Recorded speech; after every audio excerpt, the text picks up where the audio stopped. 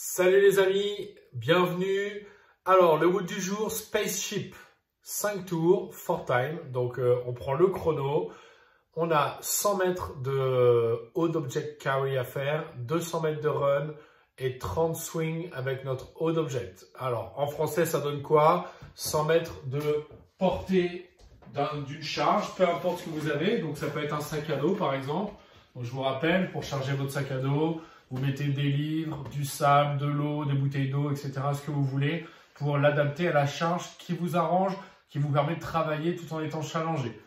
Alors, tout simplement, je vais devoir marcher 100 mètres avec ce sac. Alors, si c'est un sac à dos, je ne le mets pas sur le dos. Je le porte comme je peux. Soit je le porte par la poignée, par exemple, et puis je le porte devant moi ici. Soit je le porte devant, soit je le porte sur l'épaule. Mais j'imagine que je ne peux pas le mettre sur le dos. D'accord ? Si c'est autre chose, pareil, vous allez le porter comme vous pouvez. Ça peut être aussi dans cette position-là. Donc 100 mètres. Si je ne peux pas faire 100 mètres de portée de sac, dans ces cas-là, ce que vous faites, c'est que vous allez faire 50 step-up avec votre charge. Alors des step-up, c'est quoi? C'est tout simplement des montées sur un objet. Donc ça peut être sur une marche, sur un tabouret, sur une chaise, sur quelque chose. Donc je suis ici, je tiens mon objet, je monte, hop, tac, et je redescends. Ça fait 1. Et puis j'alterne, je change de jambe, etc.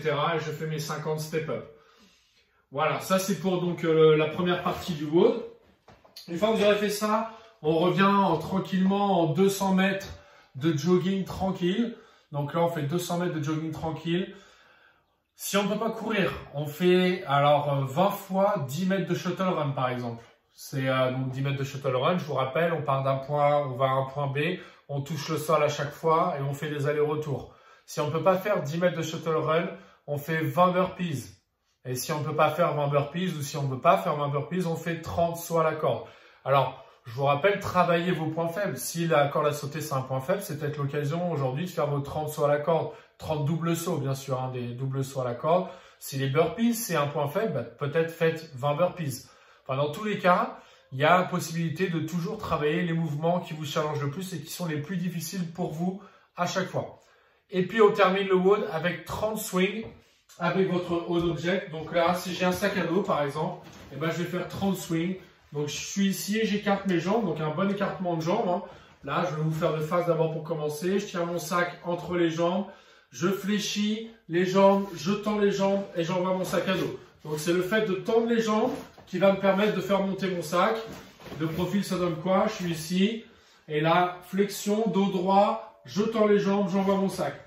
Je tends les jambes, j'envoie mon sac. Donc, c'est un mouvement pendulaire.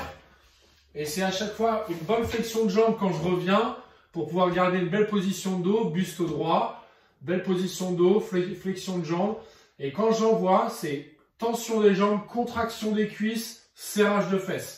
Et c'est cette contraction des cuisses, serrage de fesses qui va donner la puissance pour lever le mouvement. Ok? Donc, je répète le WOD, 5 tours. Vous avez 100 mètres de portée de charge. Ensuite, 200 mètres de course à pied. Et enfin, 30 swings à faire.